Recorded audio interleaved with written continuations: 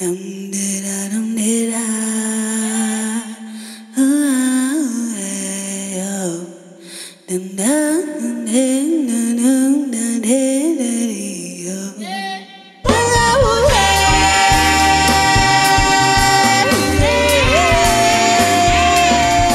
code switch.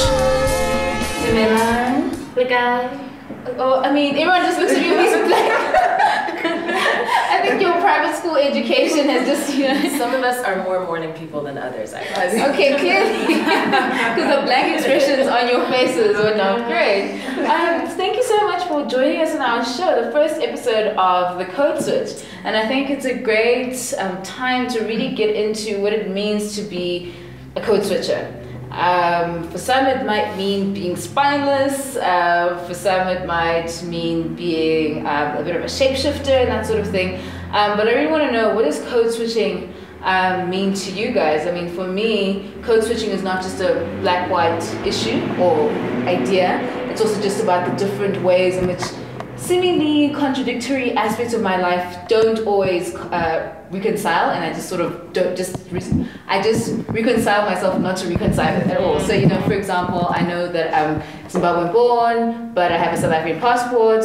I love gangster rap, but, you know, I'm also very much a Pan-Africanist. You know, all of those different things that might seem that they don't quite work. You know, twerking feminism, that doesn't really work. So I want to know from you guys, what's your experience of code switching? What does it mean to you? I know Obenawa was like, I'm not a code switcher. Don't call me that. Yeah, I think code switching for me has negative connotations. Yeah. I think what code switching says to me is that you don't take all of who you are into a given situation, that you try to be socially acceptable to whoever the social group is.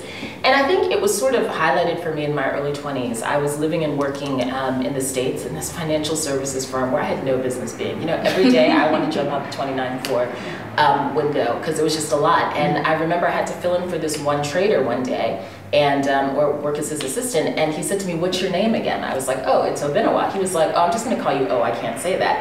And I said, "No, you're not." I was like, "No, you're not. If you want me to answer, you're going to call me Obenawa." It was like dead silence. You could hear a pin drop, and he was like, Obenawa. And I was like, "Yes, that is my name." And like the two other people of color ran over to me later going, "I can't believe you did that. I just let him call me da da da da da." And so to me, that would be an example of code switching, which I find unacceptable. So I mean, we need to make a distinction between when is it code switching and being culturally sensitive. Because for example, for me, never call me Panashe, don't call me P, don't call me, you know, but yet I would still say I'm a code switcher. And I think sometimes it is just about being, for me, it is often about just being culturally sensitive. Because for example, at home, I'm not going to go crusading about feminism and, you know, there's just, I just certain battles I just choose not to fight in different places and try to be respectful. I don't know what your experience is of that. Identity is I think, generally a very tricky thing, especially when you come from a particularly oppressive past, right? Yeah. If you belong to certain groups of people, and it's not just black people, I think white women also have those challenges as well, having to figure out how they show up. But here you are, the messaging is that be proud of who you are. We have Heritage Day and all sorts of things. Oh, Bride Day. Oh, Bride. Oh, gee. That's a another discussion. I know, right? Many feelings of and so you're trying to be proud and own who you are, yet still be culturally sensitive. But I do think, though, that it isn't something that I suppose a lot of black people, if again I'm generalizing, but have to deal. I think often we accommodate all the time. We have to be very accommodating. We're too accommodating. I think we're too apologetic, in fact, right? Which leads to being overly accommodating. But is it because you know when you enter a room, you already assume that maybe I can't be too black, whatever that means. I can't. Let me shorten my name because somebody may bite their tongue trying to say Sebenzile, which is silly because if you're able to say all sorts of things, learn German, speak Dutch, right? Yeah. You should be able to pronounce some of these words. So I do think that I mean, we call it nice terms like code switching, but I do think there's an element of deceit that we must own, and also there's an element of not being proud enough of who we are. Yeah. Sure. I mean, there's a richness in what Sebenzile is saying. At a point in our lives, we're constantly negotiating who we are in certain spaces. And I think we can't disqualify that. When you go into a corporate meeting, you're negotiating who you are, who you should be, or how you should act, what you should say. And I think that's almost a bit of an identity crisis in that space. But socialization for me has a very big part in who we are or who we decide to become. When I was a little girl, my parents were told to teach us English in the house. So English was now, you know, a main language in the house. You know, my name was no longer Masihleta but Lucy, because, you know, it's more palatable, more acceptable. Mrs. Costello can pronounce it. But, you know, you find yourself having to substantiate your blackness though when you're challenged and you're visiting cousins. Who, you know, Bafiela Lebala, and you're sweeping outside and doing all these things that, you know, your suburban life is not exposing you to, right? So in the home life, you know, you're English speaking, your mom does your ponytails for ballet, but you know, when you go back to your grandmother's house, you have to substantiate how black you really are. Can you cook? Can you cook, you know, a pot of pap when you're 10? So I think we can't disqualify the fact that identity is negotiable, and we're given the space that we can own and operate to negotiate it.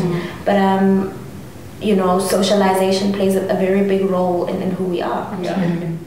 Well, I agree with Apanoa. Like, code switching is just no. Like, it's a no-go area, because why should I have to leave a part of me outside the door for somebody else in the next room, you know? And like what Seb was saying, it's predominantly women and women of color that have to do that. And if we just look at it, race, it's black people who always have to leave a part of who they are. So you can't talk about ancestors and tokoloshis at work, because your white boss or your white colleagues are gonna side-eye you for believing in these mystical creatures or whatever, as if unicorns are not something we should. But anyway, so those things, you know, like, why can't I just be my whole person? And obviously a certain part of you will be higher or will show in certain situations more than another, but I don't believe in code switching at all. Like, I believe in being who you are in its entirety, and then negotiating the cultural acceptance and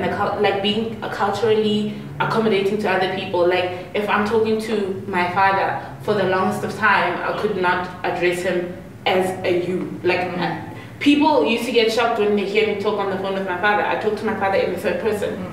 So Papa Naro Batang, no, not so Obatang Papa, like, ooh, child, you know, like, you don't do that in a black household. But then I'm not going to call the lady who cleans my house, I'm not going to call her Lydia, give Mama Lydia, you know, and all those things. So it's like, I don't see myself negotiating that and saying, no, this is a professional setting and she's Lydia because I'm employing her, or certain things like that. What about, you know, when there's a cultural expectation to be respectful and to deference to people older than you, but then now we find ourselves in situations where maybe you employ someone who is older than you, or you are working, your colleague is older than you, they might be your white colleague, and now, you know, you're used to deferring to someone older than you. How do we, I don't know what your experiences are like. For me, I haven't worked in an environment where I was not necessarily a supervisor to an older person,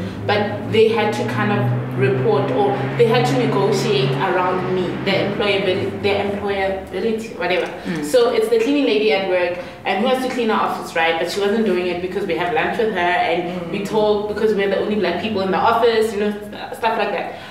Or the cleaning lady at home, how do you address that?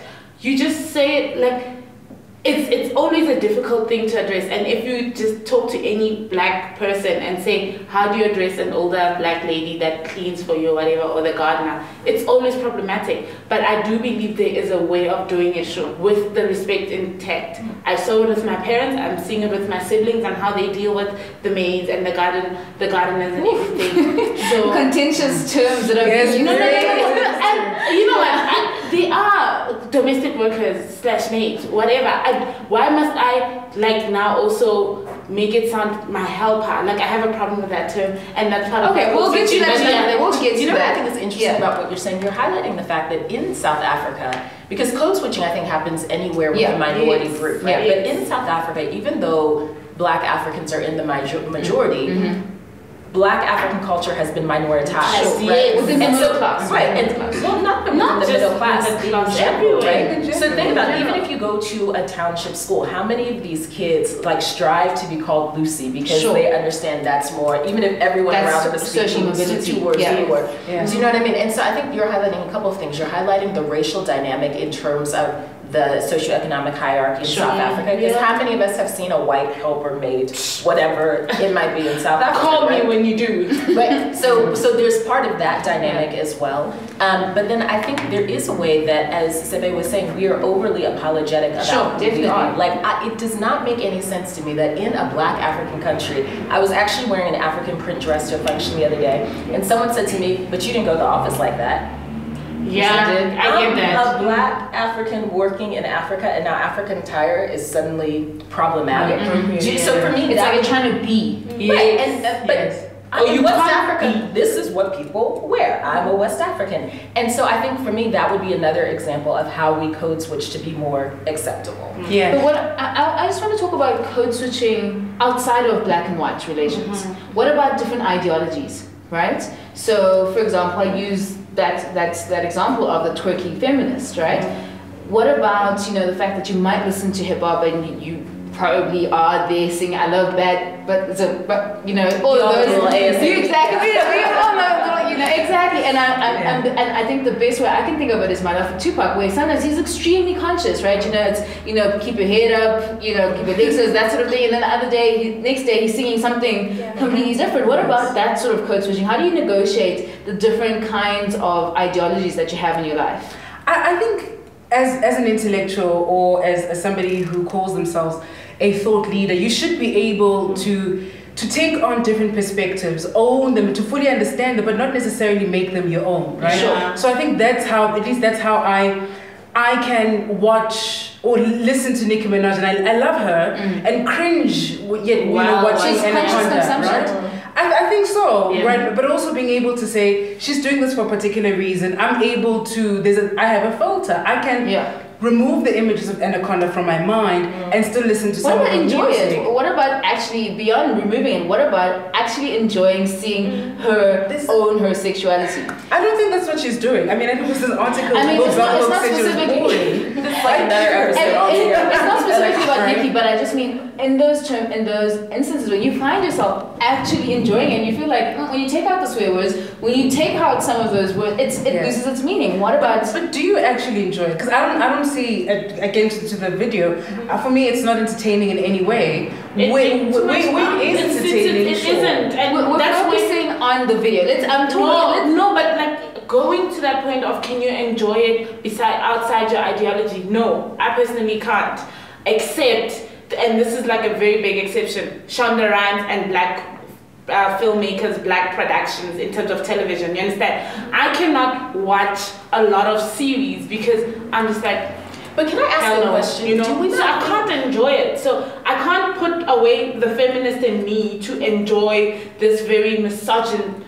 But are we not doing ourselves a disfavor by having to be so deeply black and so deeply feminist? And don't get me wrong, I'll be the first one to be like, hey, that's wrong, right? But I think the reality is, as people, as human beings, there are contradictions in life, right? Yeah. So even if you're that organic farmer who believes in getting locally sourced goods, but you really need some maple syrup. Right? And so there are always contradictions in life. I think that part of the difficulty of being a minority or being someone that's conscious is the fact that we always feel overly burdened to be explaining ourselves. And I think for me, just to close off with this, is that in a lot of different aspects of my life, as I've grown older, I've gotten to a point where, particularly as someone who used to want to evangelize everyone and get everyone to my side, I've gotten to a point where I don't feel I always need to reconcile.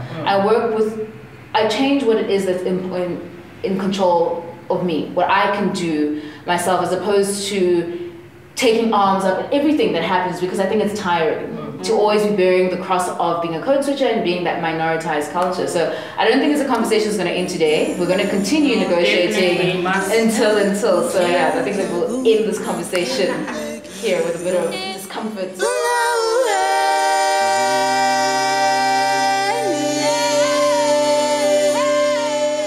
When we talk about the code switching, it's about a set of young people, young women, young black women, who walk through a number of culturally diverse environments in any given day. So, they wake up, they're at home, they're in their parents' houses, and they act one way. It's Mama, it's Abutsmangmang, it's Ausi, whoever, and then you go to work, and now it's John, it's Sue.